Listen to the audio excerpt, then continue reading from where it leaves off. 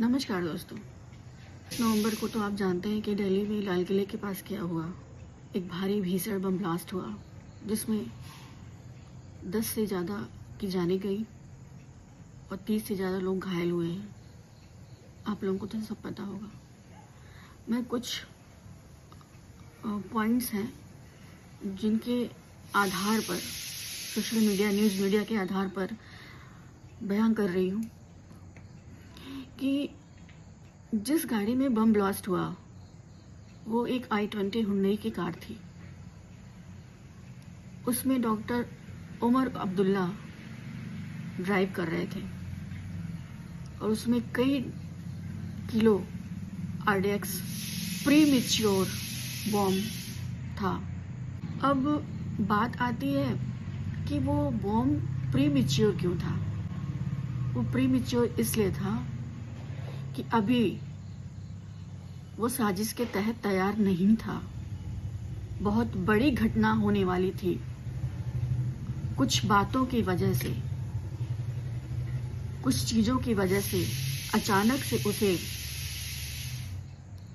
Bomb blast करना पड़ा, क्योंकि पुलिस, JMU पुलिस 2 दिन पहले ही अल्फला मेडिकल कॉलेज जो फरीदाबाद में है, वहां से डॉक्टर शाहीन कुछ और डॉक्टर्स को पकड़ कर ले गई थी, जिनके घर में भारी मात्रा में बम बनाने के जो केमिकल्स, जो भी मटेरियल्स यूज होते हैं वो पाए गए थे।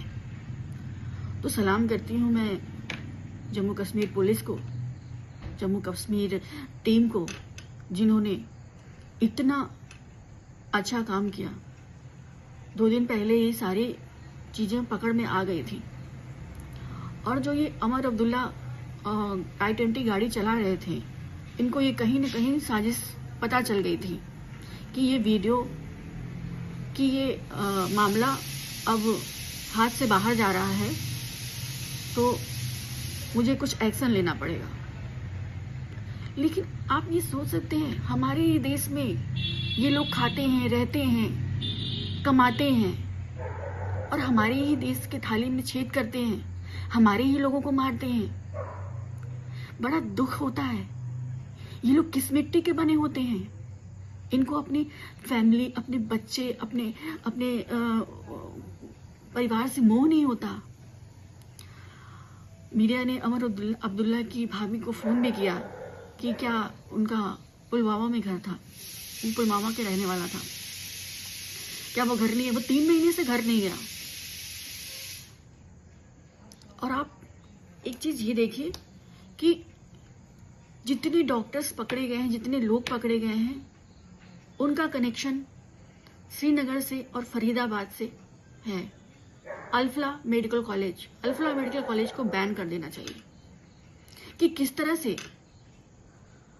आपके यहाँ जो डॉक्टर्स हैं नियुक्त, वो लोग ऐसे कार्य कर रहे हैं।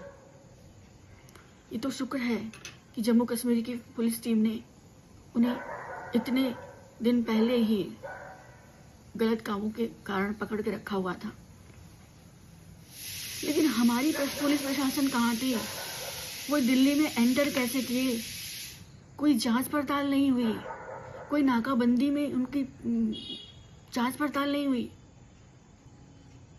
टोल नाका आया, उसमें वो टोल देता हुआ दिख रहा है, टोल दे के वो निकलता है, कोई भी जांच नहीं। जब इतने लोगों की जान चली गई है, तब आप क्या करोगे?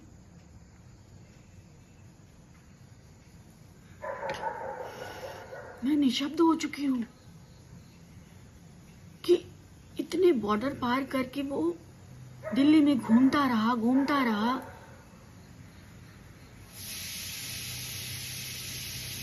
और एक ट्वीट, उसका नाम नहीं लूंगी मैं, एक ट्वीट के चलते उसने ये कांड किया है। और वो ट्वीट क्या है वो आप लोग सर्च करके जान सकते हैं। उस एक ट्वीट के कारण ही उसने बम ब्लास्ट किया, क्योंकि वो बम प्रीमेच्योर बम था।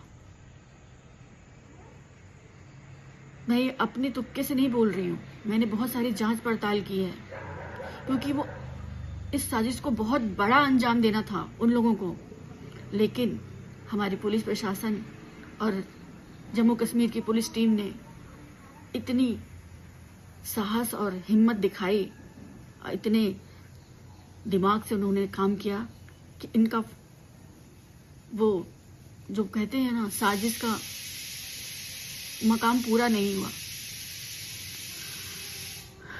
चलो ये बात आती है अब तो ये इस पे कि ये ऐसे ऐसे हुआ, ये जो हमारे देश में ही रहते हैं, हमारे देश में ही खाते हैं, हमारे देश का ही पैसा कमा के हमारे देश के लोगों को ही मारते हैं। लेकिन क्या कभी सोचा है वो बेगुनाह जो रेडियां लगाकर अपना जीवन यापन कर रहे हैं, अपने बच्चों का पेट पाल रहे हैं, अपने परिवार का पेट पाल रहे हैं, उनकी अनचाही मौतें हो गई, उनके ऊपर क्या बीतेगी। कोई माँ अपने बच्चे को बोली होगी बेटा जल्दी आना घर, कोई पत्नी अपने पति को बोली होगी जल्दी आइएगा, शाम को यहाँ चलेंगे, शाम को ये करेंगे, बच्चों को वहाँ घुमाएंगे वहाँ घुमाएंगे। लेकिन सब यहीं का वहीं हो के रह गया। क्या आप मेरी बातों से सहमत हैं? बस मैं ये चाहती हूँ जिनकी जाने गई हैं उनको भगवान उनकी आत्मा को शांति दे और परिवार को ये सब सहन करने की हिम्मत दे। आगे आप लोग कमेंट में जरूर राय दीजिएगा कि मेरी वीडियो में अगर कुछ गलती हुई होगी तो क्षमा चाहती हूँ। जय मां भारती।